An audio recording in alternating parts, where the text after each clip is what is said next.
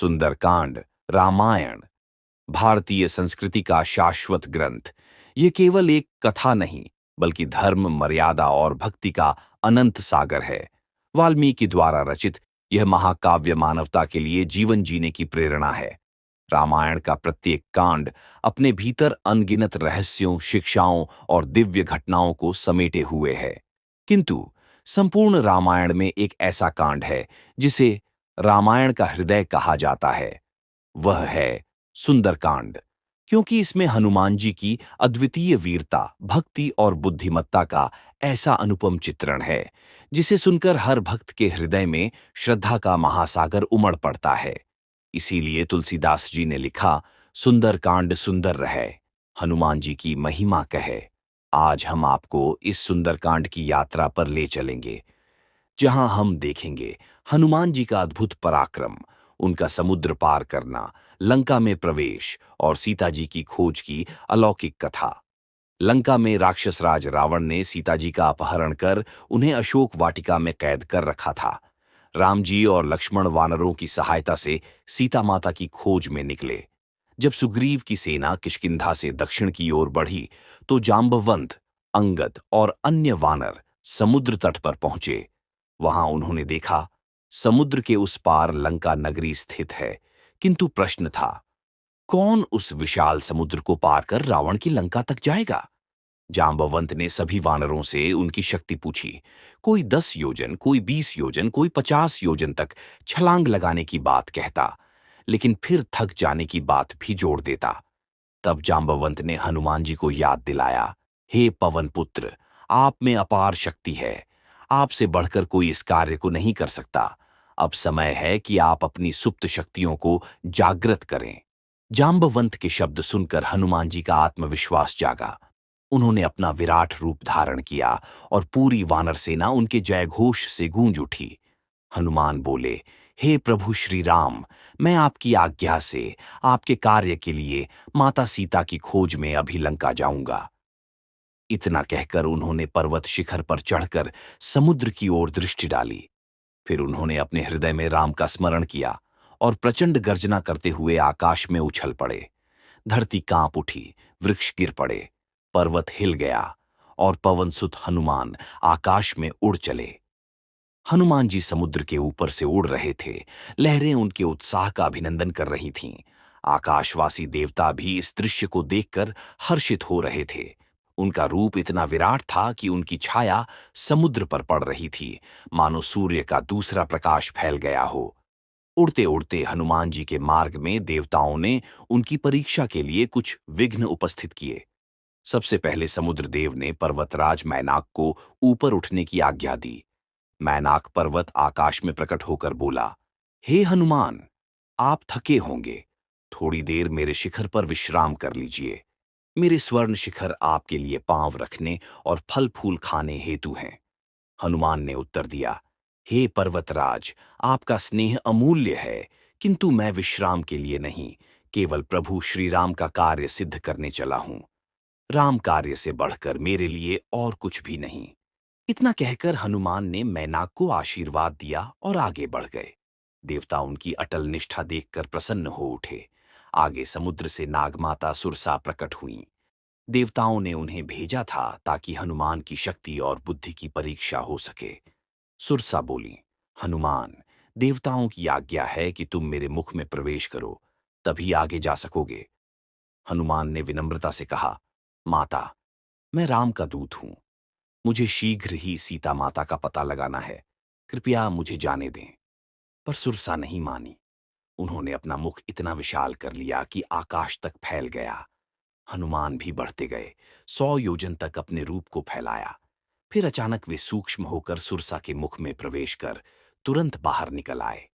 हाथ जोड़कर बोले, माता, मैंने आपके मुख में प्रवेश कर लिया, अब कृपया मुझे आगे जाने दें। सुरसा प्रसन्न होकर आशीर्वाद देती है, जाओ हनुमान, तुम्हारा कार्य सिद्ध होगा।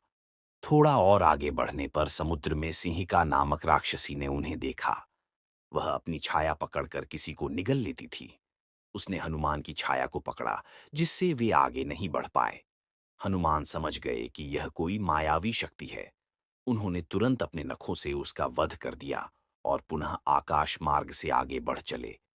इस प्रकार सभी विघ्नों को पार करते हुए हनुमान जी समुद्र के उस पार पहुंचने लगे। उनकी गति देखकर देवता, आर्षि और अप्सराएं पुष्प वर्षा करने लगीं। सभी ने कहा, धन्य है पवन पुत्र हनुमान, राम कार्य के लिए आपका उत्साह अद्वितीय है। आखिरकार हनुमान जी लंका नगरी के समीप पहुंचे। दूर से ही उन्होंने देखा सोने की लंका, जिसकी ऊंची ऊंची प्राचीरें थीं और चारों ओर राक्षस पहरा दे रहे थे। ये नगरी दिव्य और समृद्ध थी, किंतु उसमें राक्षसों का आतंक छाया हुआ था। हनुमान ने सोचा, मुझे यहाँ सीता जी की खोज करनी है। इसके लिए मुझे सूक्ष्म रूप धारण करना होगा। उन्होंने अपना शरीर छोटा कर लिया और रात के अंधकार में धीरे धीरे नगर की ओर बढ़े। किंतु लंका के द्वार पर लंकिनी नामक राक्षसी पहरा दे रही थी। जैसे ही उसने हनुमान को देखा, उसने उन्हें रोक लिया। कौन हो तुम? बिना अनुमति कोई इस नगर में प्रवेश नहीं कर सकता। हनुमान ने नम्रता से कहा, मैं केवल एक साधारण वानर हूं, नगर देखने आया हूं। लेकिन लंकिनी ने उन पर आक्रमण कर दिया। हनुमान ने अपने मुष्टि प्रहार से उसे भूमि पर गिरा दिया। लंकिनी कांप उठी और बोली, हे वीर वानर, जब जब कोई मुझे परास्त करेगा, समझो लंका का सर्वनाश निकट आ गया है। तुम रामदूत हो, सीता जी की खोज करोगे और रावण का अंत निश्चित है। लंकिनी ने उन्हें आशीर्वाद दिया और नगर में प्रवेश करने दिया। हनुमान अब लंका की गलियों से होकर चलने लगे। उन्होंने देखा, हर ओर राक्षसों के महल हैं, सोने और रत्नों से सजे भवन हैं। लेकिन उनके मन में केवल एक ही धुन थी, माता सीता की खोज। रात्रि का समय था, लंका सो रही थी। हनुमान मंद मंद गति से चलते हुए हर महल की ओर देखते। कभी वे मंदोदरी के महल पहुंचते, कभी राक्षसियों के महलों में झांकते, पर कहीं भी उन्हें सीता जी का दर्शन नहीं हुआ। रात धीरे धीरे बीत रही थी और हनुमान का हृदय अधीर हो रहा था। किंतु वे निराश नहीं हुए। उन्होंने निश्चय किया, माता सीता अवश्य मिलेंगी। प्रभु राम के कार्य में असफलता संभव ही नहीं। रामायण का वह अद्भुत पर्व, सुंदरकांड, अब अपने चरम की ओर बढ़ रहा है। जहां हनुमान जी सीता माता की खोज में लंका नगरी का चप्पा चप्पा छान रहे थे, वहीं अब उन्हें मिलने वाला है एक ऐसा मित्र जो राक्षस होते हुए भी राम भक्ति में लीन है। यह है विभीषण। लंका की जगमगाती गलियों में चलते हुए हनुमान जी ने देखा कि एक महल से मंत्रोच्चार की ध्वनि आ रही है। राक्षसी नगरी में यह दृश्य असामान्य था। वे सूक्ष्म रूप लेकर भीतर पहुंचे। वहां उन्होंने देखा एक तेजस्वी पुरुष, कमल जैसा मुख, परंतु वेश राक्षसों जैसा।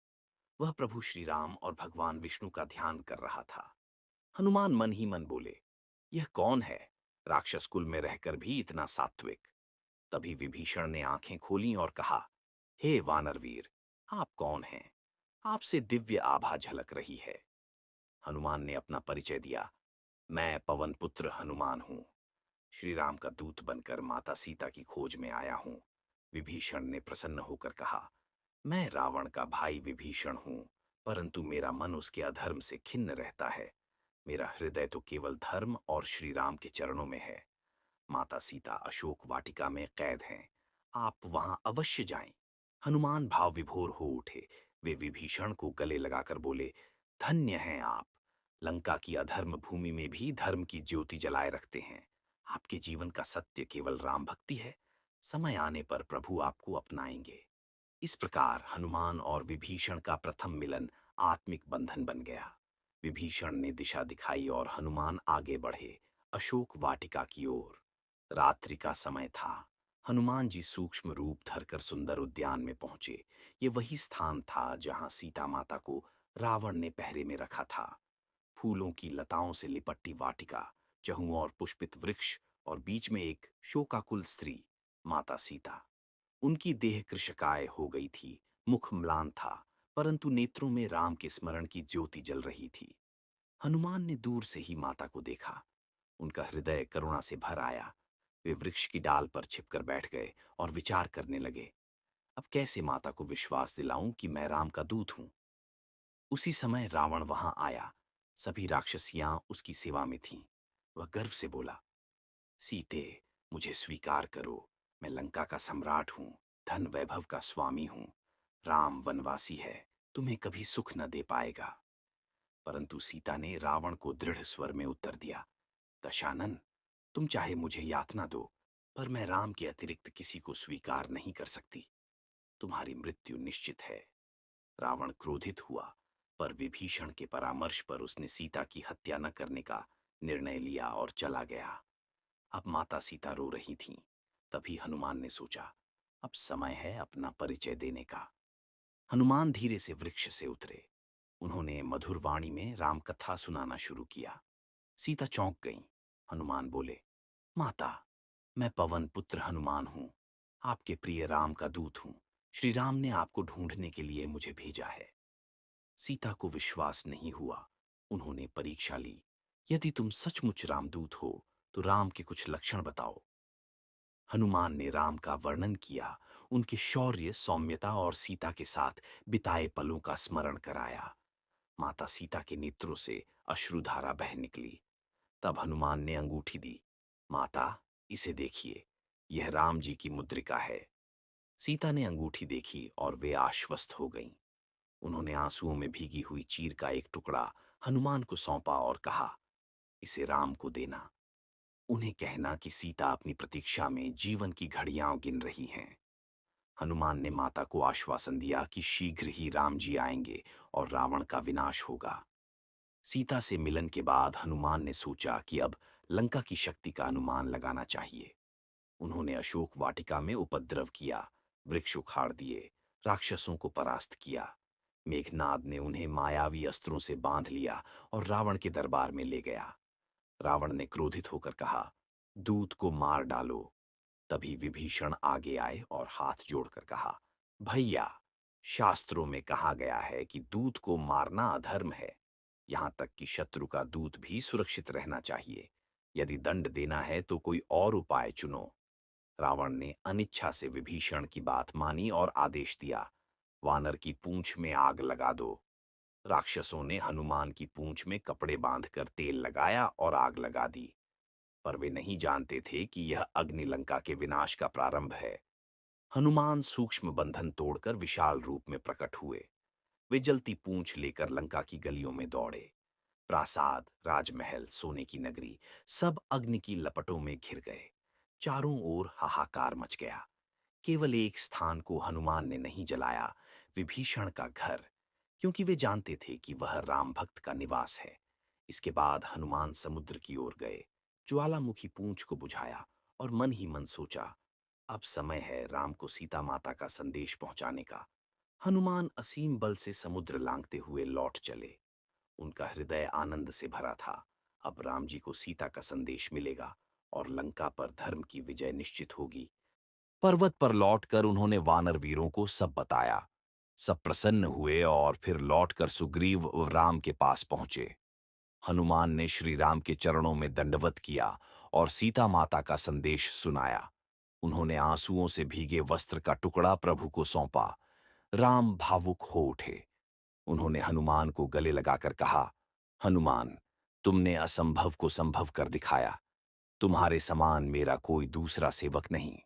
इस प्रकार सुंदरकांड का अंत होता है।